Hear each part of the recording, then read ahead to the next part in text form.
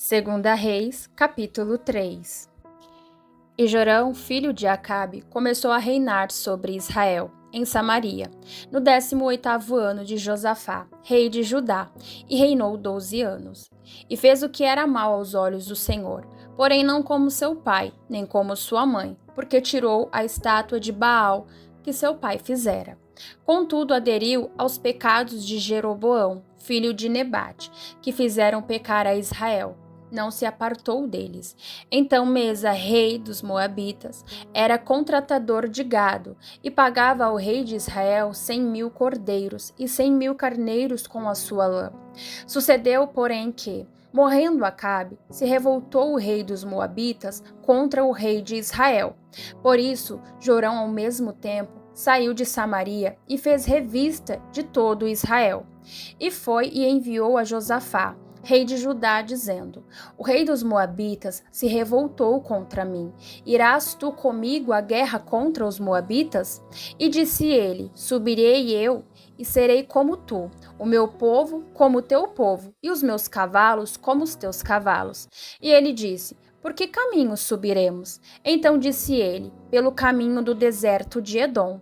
E partiu o rei de Israel, e o rei de Judá, e o rei de Edom, e andaram rodeando com uma marcha de 7 dias. E o exército e o gado que o seguia não tinham água. Então disse o rei de Israel: que o Senhor chamou a estes 3 reis para os entregar nas mãos dos moabitas. E disse Josafá: Não há aqui algum profeta do Senhor para que consultemos ao Senhor por ele? Então respondeu um dos servos do rei de Israel e disse: Aqui está Eliseu, filho de Safate, que deitava a água sobre as mãos de Elias. E disse Josafá: Está com ele a palavra do Senhor. Então o rei de Israel e Josafá e o rei Edom desceram a ele. Mas Eliseu disse ao rei de Israel: Que tenho eu contigo? Vai aos profetas de teu pai e aos profetas de tua mãe.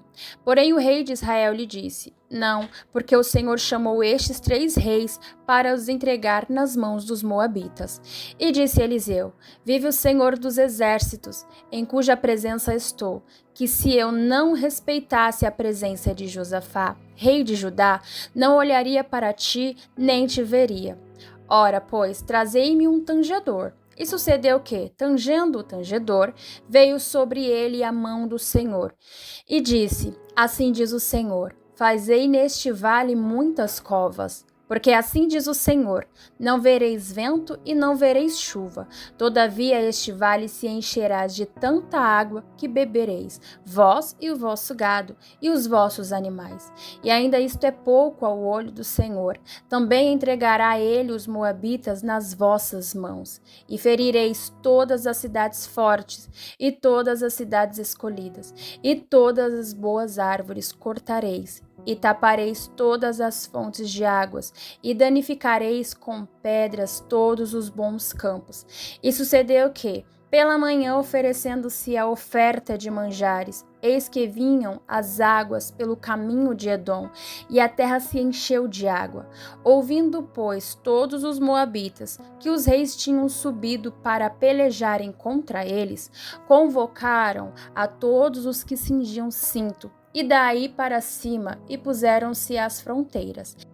E levantando-se de madrugada, e saindo o sol sobre as águas, viram os moabitas defronte deles as águas vermelhas como sangue, e disseram: Isto é sangue? Certamente que os reis se destruíram à espada, e se mataram um ao outro. Agora, pois, apressa, moabitas.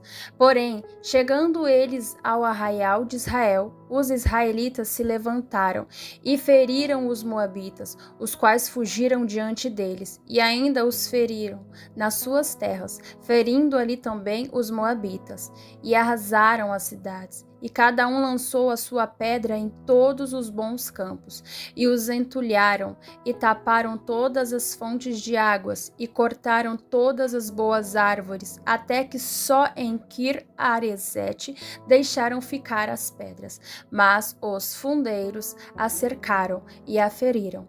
Mas vendo o rei dos Moabitas que a peleja prevalecia contra ele, tomou consigo 700 homens que arrancavam a espada, para romperem contra o rei de Edom.